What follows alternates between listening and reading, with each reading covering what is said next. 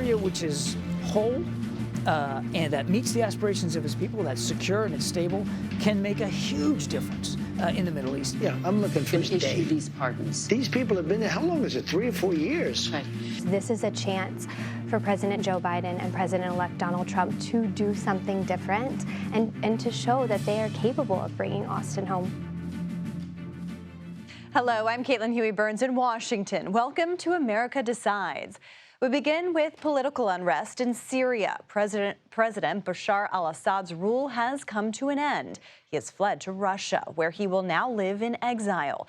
Tonight, some refugees are streaming home and political prisoners are getting their first taste of freedom.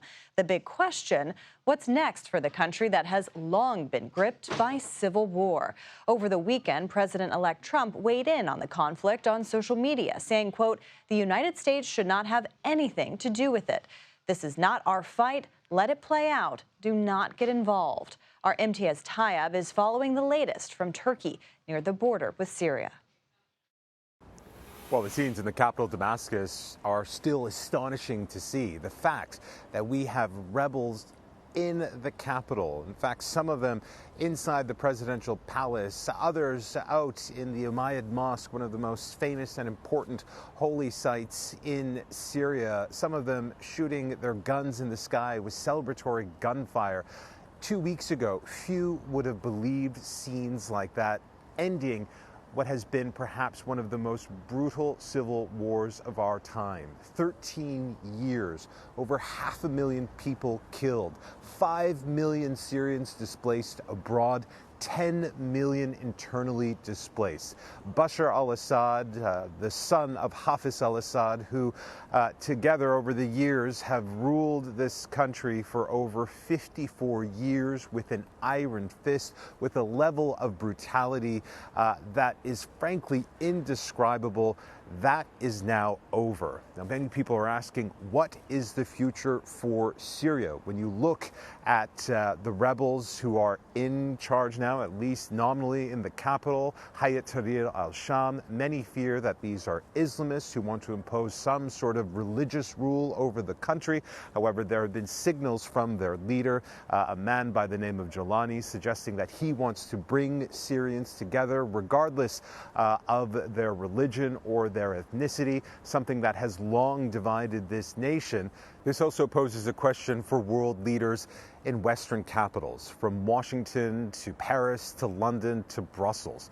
Do they recognize these rebel factions who are now in Damascus? Is there some sort of UN-mandated plan?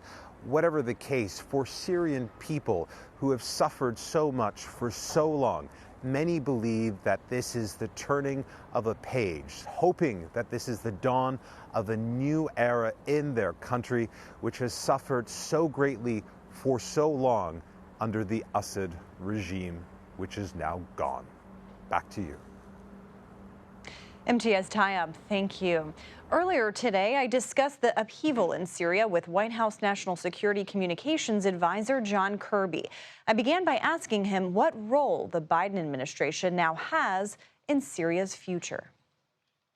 We believe that we can be an important interlocutor, if you will, through the UN, a UN-led process, as well as with counterparts in the region, including communications with some of these opposition groups to try to help bring about a transition to a type of governance in Syria that can actually meet the aspirations of the Syrian people. And for as long as he's commander-in-chief, he means to continue to use America's convening power and leadership on the world stage to bring that about. This all, of course, puts a spotlight on American journalist Austin Tice, who the president said that he believes he is alive. What is that based off of? Well, that continues to be our assumption. We have no indication to the contrary. I think I'll need to leave it at that in terms of information that we're looking at. But we know that the Tice family has been waiting an awful long time, and we share their deep concerns about Austin. And as the president said yesterday, we're going to continue to work very, very hard to bring him home. The events that unfolded over the weekend in Damascus may present an opportunity to get a little bit more information about where he is, what condition he's in, and what we may be able to do to get him home. I don't know that for sure. We're not certain of anything right now, except that we're going to continue to see what we can do to bring him home. But right now, no one knows where he is. I'm not aware that we have any specific information about his actual whereabouts or condition. We have no indication, as I said earlier, that he's not still alive. So we're going to work under that assumption, and we're going to do what we can to get him home. As you know, in less than 2 months, a new administration is coming in. How have you briefed or worked with the transition when it comes to Syria? The new incoming National Security Advisor, Congressman Waltz, has been in touch with Mr. Sullivan, our National Security Advisor. They've had numerous conversations. We've done everything we can to keep them up to speed, not just on what's going on here over the course of the last 48 hours or so, but our ceasefire efforts between Israel and Lebanon, and our continued efforts to get a hostage deal with Hamas to get the hostages home from Gaza. So we have kept Mr. Waltz informed. There have been other conversations with incoming Trump officials, and obviously we look forward to when the transition team gets fully staffed and is able to actually come to the facility here to do what we can to continue to get them the context they need. And how confident is the president in the incoming president's ability to work in making sure there are no risks to American interests here? Well, the president is going to respect President-elect Trump's prerogative here in terms of what foreign policy objectives he's going to implement and change. That's going to be up to the incoming team, and we recognize that. I would say a couple of things. Number one, to your earlier question, we're going to do everything we can to make sure they have the information they need to make the best decisions. And number two, in the time that he has left, President Biden still is the commander-in-chief. He's still the president of the United States, and he's going to continue to execute and implement the foreign policy that he has been doing for the last 4 years, which is based on values and principles and American leadership and engagement on the world stage. And that engagement, I think, is for all the world to see in terms of how things transpired in Syria yesterday as a result of an outgrowth of our assertive foreign policy and supporting allies and partners, but also going forward. And Assad is believed to be now in Russia. Yeah. President-elect Trump said that Russia is a weakened state. They are. How does this impact everything going on, and especially our interest in Ukraine? It's hard to see specifically how Assad's presence in Moscow is going to affect what we're doing with Ukraine. I mean, I would say, first of all, Russia needs to be held to account for the support that they gave Assad over the last 14 years. And we ought to be asking the Russians some pretty tough questions about why they've decided to harbor now a brutal dictator who killed millions of his own people, including with chemical weapons. As for Ukraine, they're still active fighting in the east. They're still active fighting around Kursk. The Russians have made some plotting progress, so we are surging security assistance to Ukraine. You've seen us do that in the last week. You're going to see additional packages coming in coming days to make sure that Ukraine can succeed on the battlefield, but just as critically, that if and when President Zelensky is ready to negotiate some sort of end to this war, that he can do it from a position of strength. And when it comes to Syria and the region, how does this impact everything going on? A stable, secure, well-governed Syria can actually make a huge difference throughout the region in the Middle East. So we've seen what an unstable, insecure Syria, ungoverned Syria can mean, particularly because terrorist networks try to take advantage of that. I mean, why do we have almost 1,000 troops in Syria right now? Certainly they're not there at the invitation of the government. They're there because ISIS has been trying to take advantage and exploit ungoverned spaces there. So a Syria which is whole, and that meets the aspirations of its people, that's secure and it's stable, can make a huge difference in the Middle East. And if you're Iran right now, and you're waking up, and you're looking at what you once saw your influence in the Middle East and seeing what it is now, you have to be pretty disheartened. Your axis of resistance is dramatically weaker now. Nasrallah's gone, Sinwar's gone, and now Assad is gone. And that is a direct result not only of the poor decision making that Iran and Iranian leaders have made, but it's also, again, an outgrowth of a various sort of very collaborative, cooperative, and multilateral foreign policy that President Biden's been executing. And turning now to the murder of United Healthcare CEO Brian Thompson. Police in Pennsylvania today arrested a person of interest in the killing. 26-year-old Luigi Mangione was taken into custody in Altoona, Pennsylvania on firearms charges. That's around 2 hours east of Pittsburgh. Police say that he is being questioned in the shooting of Thompson outside a Manhattan hotel last week. Our Anna Schechter has been following this case and joins us now. Anna, this has been the manhunt that has gripped the country. How did authorities actually find this man, and what do we know about him?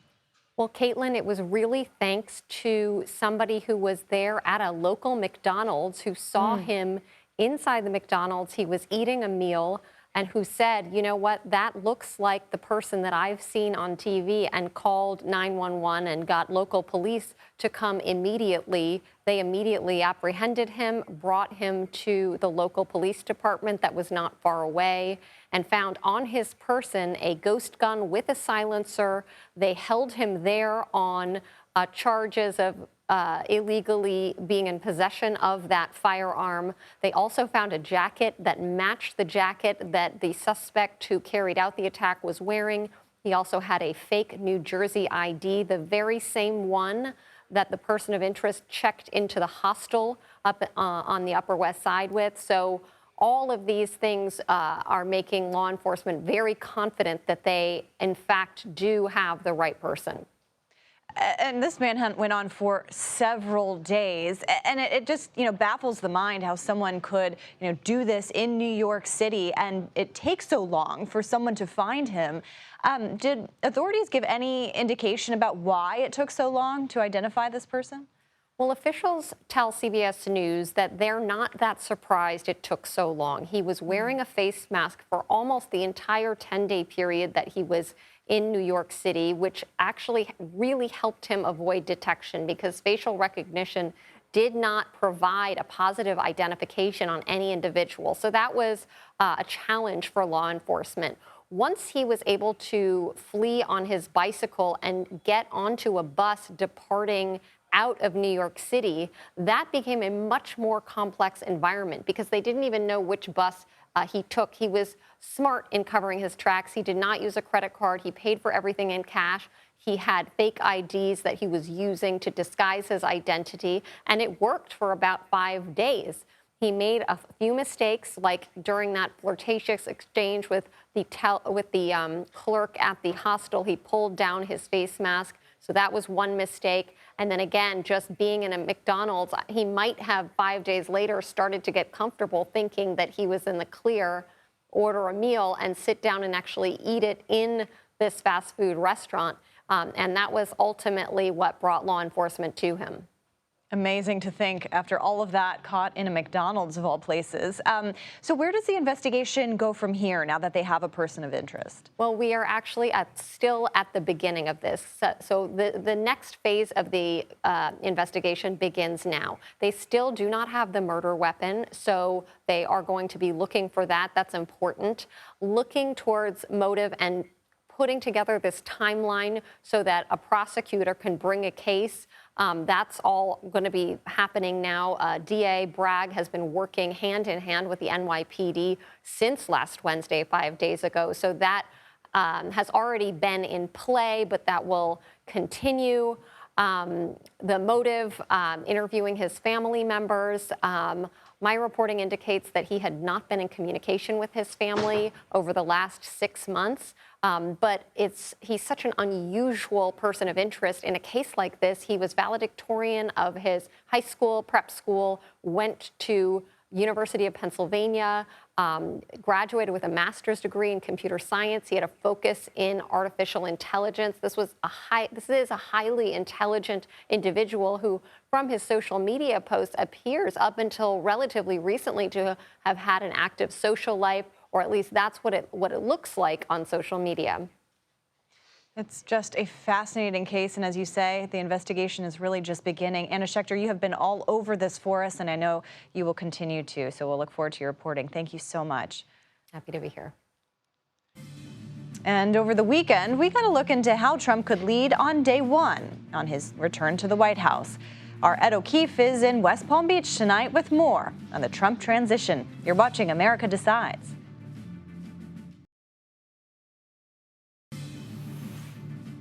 And welcome back to America Decides. President-elect Trump is laying out his views on everything from immigration to the economy. During an interview on Meet the Press this Sunday, he said he'd launch sweeping changes on day one. Our Ed O'Keefe joins us now from West Palm Beach, which is the headquarters of the Trump transition.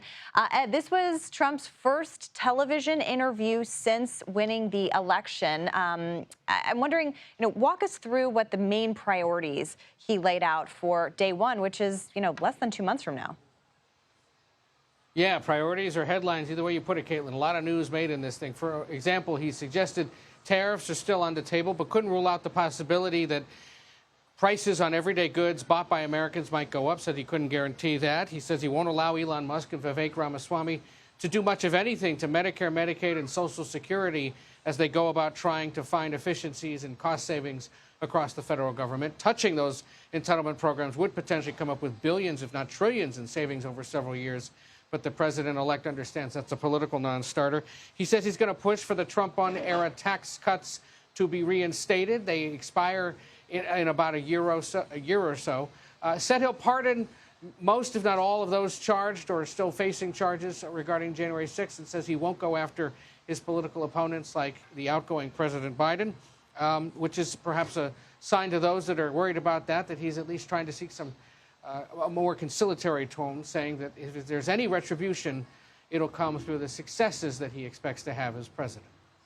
And Ed, a lot of headlines there that you laid out. He also said that he wanted to end birthright citizenship through executive action.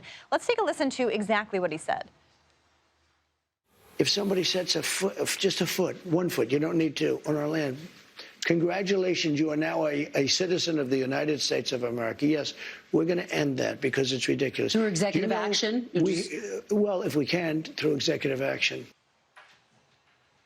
All right, so Ed, the immediate question coming from that is, can he actually do that? No, because it is an amendment to the Constitution, and it would require another constitutional amendment to reverse it. So he also said he would take this potentially to the states, which is plain English for try to get enough of them to reverse the amendment that allows for this and then potentially have it go away. So that's a pretty tall order.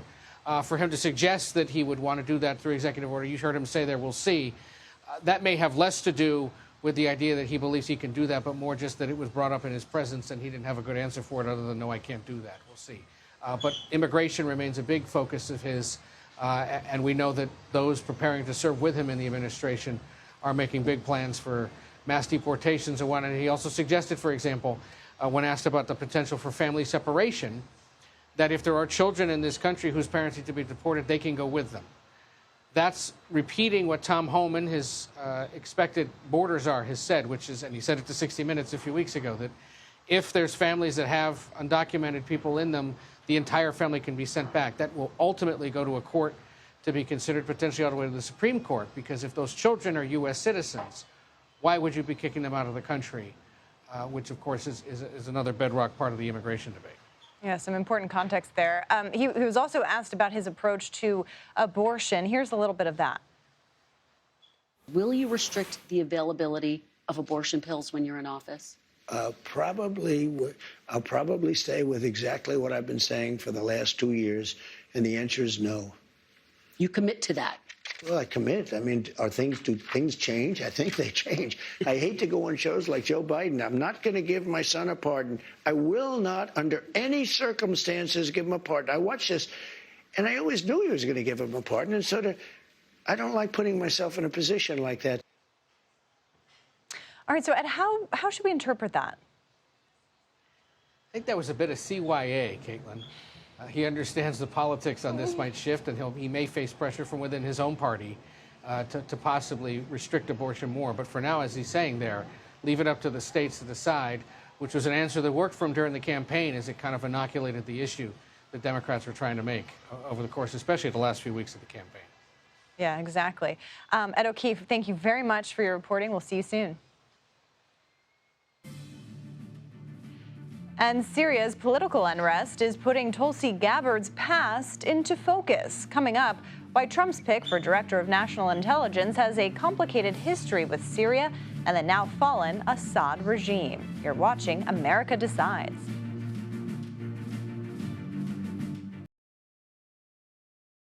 Do you think Assad is our enemy? Assad is not the enemy of the United States because Syria does not pose a direct threat to the United States. Whether it is Syria or any of these other countries, we need to look at how their interests are counter to or aligned with ours. Are Assad's interests aligned with ours? What are Assad's interests? Assad seems interested in the slaughter primarily of his own people. Those statements made by Tulsi Gabbard more than 5 years ago are putting her under the spotlight today as she meets with senators on Capitol Hill to drum up support as President-elect Trump's pick for Director of National Intelligence. The former Congresswoman is also drawing renewed scrutiny for her 2017 visit to Syria to meet with Bashar al-Assad, who fled the nation yesterday after rebel forces seized the Syrian capital. Our Scott McFarland is on Capitol Hill for us tonight. Scott, good to see you. So tell us a little bit about who Gabbard is meeting with on the Hill today, and how is that trip to Syria and her comments about Assad playing? Are they having any impact on her confirmation? Yeah, Caitlin, she is following the path of some of the other nominees, starting off with Trump's loyalists in the U.S. Senate, those who have unequivocally and consistently backed what Donald Trump says and what Donald Trump does. So she met with senators from Oklahoma, South Dakota, and Iowa today. No surprise there. We pressed her as she walked down that hallway about her thoughts on Assad's fall in Syria. Because of those allegations, she is close to Assad or has supported Assad. She walked past without answering. When she came back out, we asked her other questions, and she answered in a way that didn't directly respond to the issue of Assad, just saying that she supports what Donald Trump says about Syria and about Assad. She will no doubt be asked these questions during these one-on-one meetings. But, Caitlin, the premise here remains the same, whether it's the defense secretary nominee, the FBI nominee, or this intelligence nominee. She is beginning with the political low-hanging fruit, the people who are always consistently supportive of Donald Trump and are likely to support most, if not all, of his nominees. And making another appearance on Capitol Hill today is Kash Patel. He's another one of Trump's more controversial picks, but also a top loyalist of his. Where does support for him stand at this point to be FBI director? Yeah, he's auditioning for a job that doesn't have an opening right now. Right. The FBI director position is filled with a Trump appointee, Christopher Wray, who is to serve until 2027. Now, Kash Patel, before he even took a meeting today, got a big boost of support. Chuck Grassley, the incoming chairman of the Senate Judiciary Committee, who will oversee confirmation processes here, issued a letter to Christopher Wray saying Wray should stand down, that he's been disappointed in the FBI's performance, which would open a door for Kash Patel to get that job. Kash Patel also meeting, though, as the day concluded here, with those Trump loyalists in the U.S. Senate. Not a dissenting voice about Kash Patel from any of those he met with. That would include John Cornyn of Texas, who walked out of that meeting you're seeing on your screen and told me that at this point, Kash Patel appears to be ready for the job, and that if the job is open, there's no indication of opposition, at least not yet, to Kash Patel. But to be clear here, Kash Patel comes in with a lot of baggage for Democrats. He was there perpetuating Donald Trump's baseless claims about the 2020 election, made some provocative moves up the ladder in the final days of the first Trump presidency. Democrats are ready to question him, saying that he is a loyalist to Donald Trump and will not be a loyalist to the FBI itself or the Department of Justice. We'll see if that criticism gets anywhere. But the day concluded here, Caitlin, with no dissenting voices in the Republican Party, at least not outwardly, about Kash Patel. That's interesting, Scott. I want to shift gears a little bit and talk about this interview that Trump did with NBC over the weekend, his first interview since his election, at least on television. He talked about this campaign promise to pardon January 6th defendants. I want to play a little of what he said. Look at everything. We're going to look at individual cases, yeah. Okay. But I'm going to be acting very quickly. Within your first 100 days, first day? First day. First day. Now, Scott, I know you've been covering these cases very closely. Where do they stand now, and what does that mean for those who have already been convicted?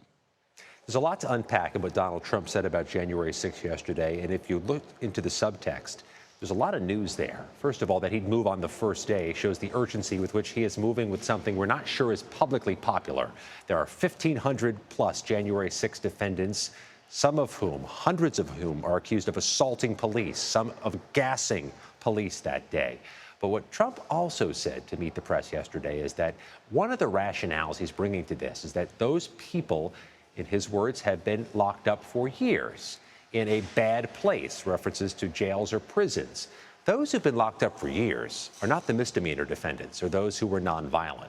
Those who've been locked up for years and face the prospect of years more are those who assaulted police. And if he is talking about pardoning those top-line defendants, it would indicate he may be considering pardoning all of the January 6 defendants, not some.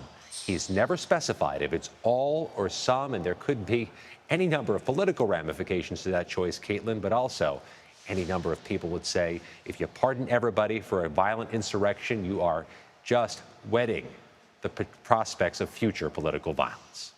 Indeed. Well, Scott MacFarlane, thank you for covering it all for us tonight. We appreciate it. But we are going to get rid of Obamacare. I will never stop. One vote. I will never stop. What a difference 8 years makes with Obamacare still here. Does the president-elect have a plan to take on health care this time around? You're watching America Decides.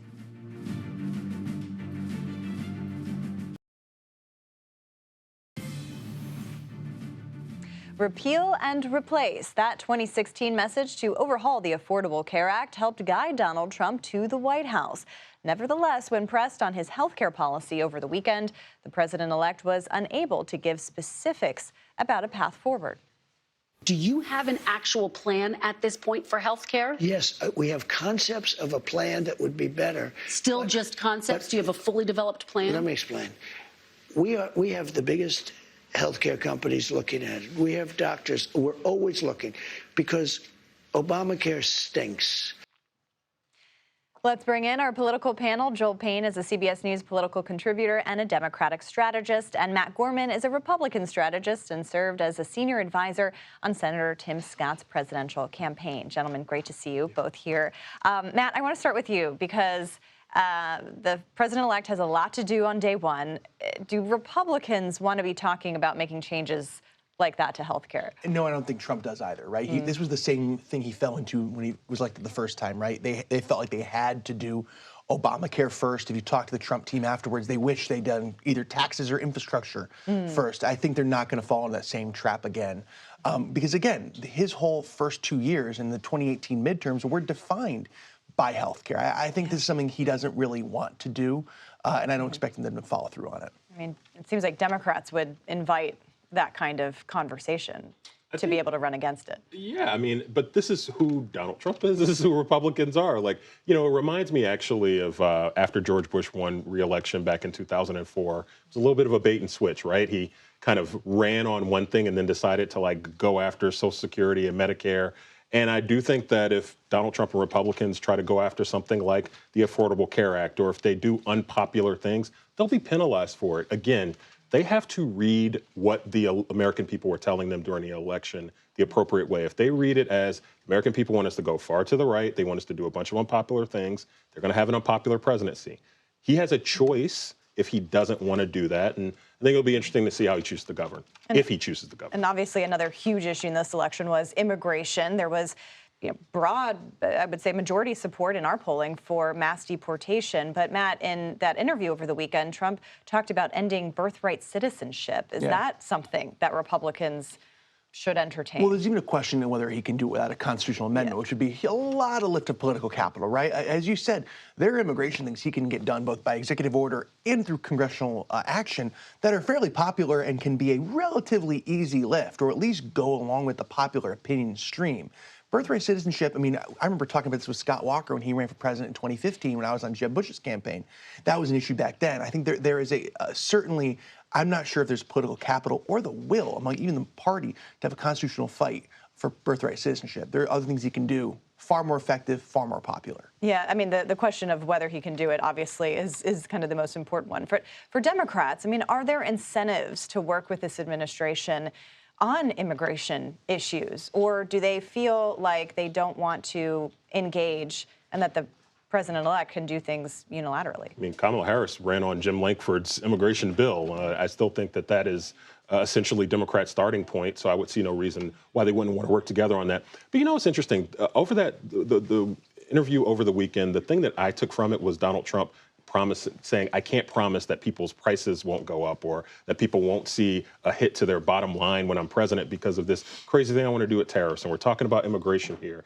And I do think that, you know, it's interesting when you're thinking about how Trump is going to govern here. Is he going to govern in a way that's actually going to negatively impact the lives of the American people? Like, that is, like, it's easy to talk about, I want to do all these things in terms of mass deportations. I want to do this aggressive tariff policy. But, I mean, gosh, if I'm a Republican, I'd be concerned about people experiencing pain at their pocketbooks. He's being handed a really strong economy. I don't know if he wants to screw that up, similar to how he did, 8 years ago or 4 years ago in 2016.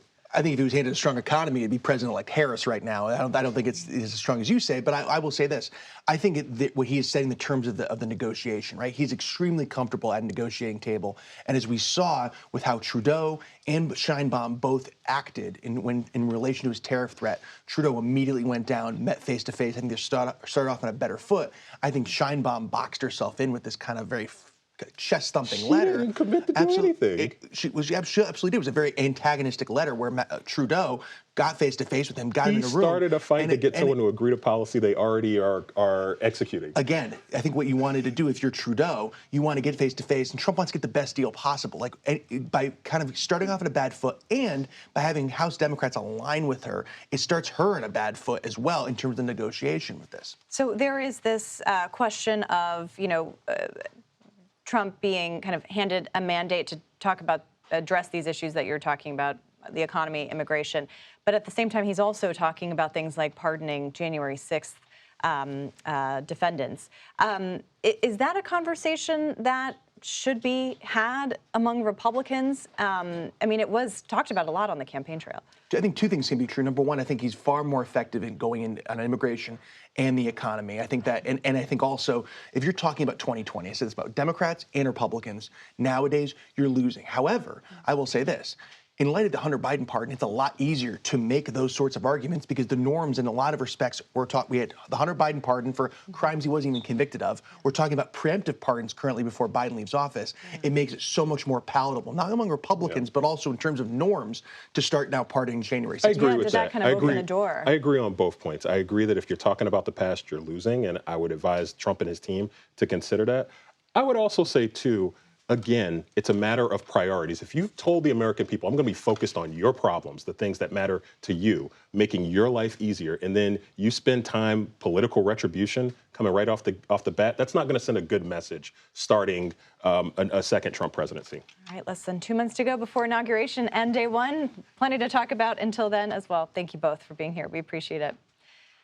As many Syrians celebrate the end of the Assad regime, there are new hopes for missing American journalist Austin Tice. Next, his brother and sister join us with more on his disappearance outside Damascus. You're watching America Decides.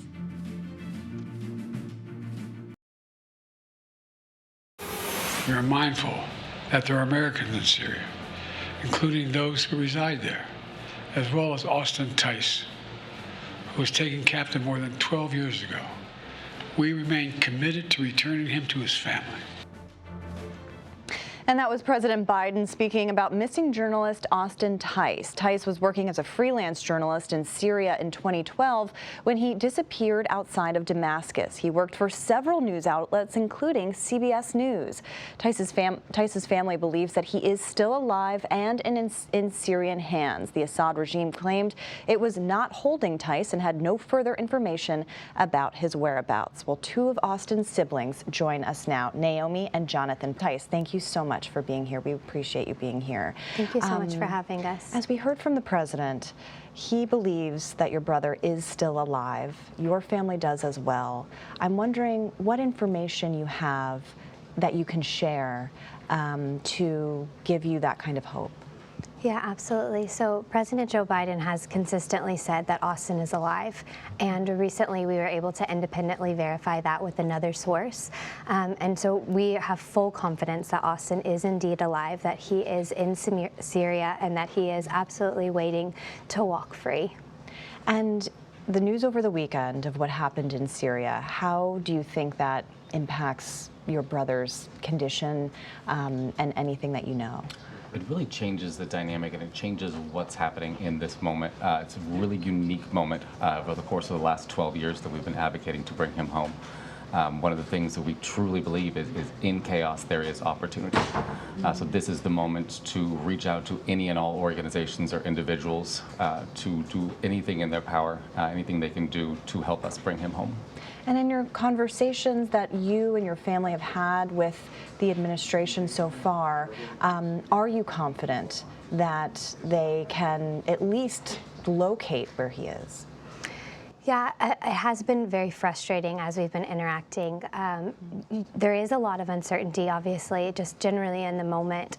But we are really asking the current administration, President Joe Biden, to do everything he can, as well as the incoming administration, President-elect Donald Trump. We know that there are tools that they have available to them to bring Austin home, and so we are really asking that they use all of them. And anything specific that you would like to hear or for people to do? Right now on the ground, we do have, in Syria, we have had a campaign of information going out to the Syrian people, just informing them, letting them know, and making sure they're aware of Austin's situation. And so right now what we want is for that information to get into the right hands, the right person, the right moment who can assist in bringing him home.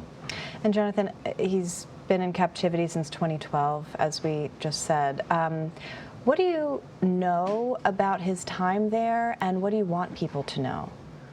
There's not a lot of information out there about the specifics of his time there. What we do know is that he is in Syria. We know that he has been in Damascus, and we do know that he is well taken care of, that he is healthy, alive, and ready to be home. And Naomi, what do you want people to know about your brother? I mean, I think Austin went over there with the purpose of sharing the story of the Syrian people at that moment in 2012. He went there with amazing conviction about the importance of journalism, of sharing news. And I just want people to understand that, like, this is such an amazing man who has done so much for our family, but also for the country as a Marine veteran. And I really believe that it's our duty to bring him home. Just the internal strength that he has, and like Naomi was saying, his conviction and his desire to do good and do right and to see more right and good in the world. Growing up, he was always that pillar of integrity. And so it's, as an American, as a former Marine, as a journalist, it's always been his goal to shed light in dark and to make sure that good prevails. And so that's really the most important thing to know about him, is just that intrinsic goodness. And he's a treasure to the country, he's a treasure to our family. And there's a huge hole every life event that happens that he's not there. Yeah, and to the extent that you're comfortable sharing, what has this been like for your family? Yeah, I mean, it's been extraordinarily challenging. We're a very, very close-knit family. And there's 7 of you, right? There's 7 of us, yes. And you know, all of us siblings are here in D.C. We've always been so committed to do anything, you know, as soon as we can for Austin, because there is, like John mentioned, a huge hole in our family without him with us. And so it's just been very challenging. We do have, since he's been detained, We've had 5 different nieces and nephews as his be born. I've gotten married. My sister's gotten married as well. There's just so many life events that we wish that he had been here for. Yeah, of course. And, you know, as he's been gone, there have been several administrations, as you mentioned, a new one coming in. I'm wondering, you know, you said that you were here for to advocate and lobby, and then, of course, the news over the weekend. I wonder what was going through your mind. What was kind of the first thing in your mind when you heard that Assad was pushed out of power? I think really just recognizing that this is an opportunity, that this is something that is different than what has happened over the last 12 years. This is a chance for President Joe Biden and President-elect Donald Trump to do something different and to show that they are capable of bringing Austin home. We know that they are, and we just really hope that they utilize this opportunity. We've absolutely seen the footage of detainees being released across Syria and returned to their families, and we're just really hopeful that that's going to be our story here. Well, we hope that is your story as well. Naomi and Jonathan, thank you so much. We're thinking of your family and wishing you all the best and good news to come. Thank you for being here. We really appreciate it. And Democratic governors gather in California to chart their path under Trump. Next, the steps they're taking and where we're hearing from potential 2028 presidential hopefuls in advance. You're streaming America Decides. And welcome back to America Decides. Democratic governors are preparing for what could come from President-elect Trump's second term. Several of them attended a conference in Los Angeles over the weekend, and they're planning on which fights to pick with Trump and where there could be compromise. Aaron Navarro joins us now. And Aaron, good to see you. I know you were at this conference reporting on it. What were the governors talking about in terms of ways that they could fight back against this incoming administration? I think the clearest thing that they pointed to was Trump's talk of mass deportations. While governors did say if they had federal assistance to help with undocumented migrants that have violent offenses or are convicted criminals, they would welcome that. They think his broader plan to deport all undocumented immigrants, they would fight back against that. I was talking to New Mexico Governor Michelle Lujan Grisham, of course, a border state. She talked about how she wouldn't allow her state police to comply, wouldn't permit licenses for detention buildings for anyone that's found to be held, and wouldn't give private information to the federal government, saying that it is unconstitutional with state and the U.S. Constitution. But as they talked about ways that they would fight back against Trump, they were cognizant of not seeming too much like a full-on resistance. They did invite some areas to find compromise with him. Yeah, I'm curious what that would be, because they're also governors of states. I mean, there are going to have to be ways that they work with this administration, whether they like it or not. Did you see any areas of compromise? And they admit that they're still waiting to see what comes down the road with this, next Trump term. There was talk of reducing personal costs financially, so anything in regards to the economy, they would take a look at working with Trump on, though they are a bit weary of potential tariffs. I know Laura Kelly, the governor from Kansas, talked about reducing or at least looking at federal agencies and the size of them. That, of course, is something that Elon Musk and Vivek Ramaswamy have been looking at, though she said she maybe questions if they should be the ones leading that effort. And that's interesting, too, because Kelly and others are governors of red states, even though they're Democrats. When you look to conferences like these and gatherings like these, you're kind of always wondering who among them might emerge as potentially candidates in 2028. I know that's so far from now, but I'm wondering from your reporting what you've gathered about, whether there are any kinds of, leaders that might come from the Democratic governors, and also, what their prescriptions were for what happened. I got the sense that they're still dissecting what happened in 2024. Just from talking to governors and also strategists and lobbyists that were there, they do look to the 2025 elections in New Jersey and Virginia, the over 30 governor elections in 2026 as a way to help build the party, maybe add or flip states, add people to kind of the leaders of the Democratic Party. But certainly, just from talking to people, not necessarily governors who wouldn't necessarily touch this, but people at the conference, there are lanes that the 2028 candidate can have. One that was really the big opposer to Trump, one that found compromise. So that's going to be something that will impact how these governors act in the next 4 years. Yeah, kind of look at those dividing lines within the party. Aaron Navarro, thank you very much. Good to see you. And that does it for us today. We'll be back with another edition of America Decides tomorrow at 5 p.m. Eastern. The Daily Report starts right now.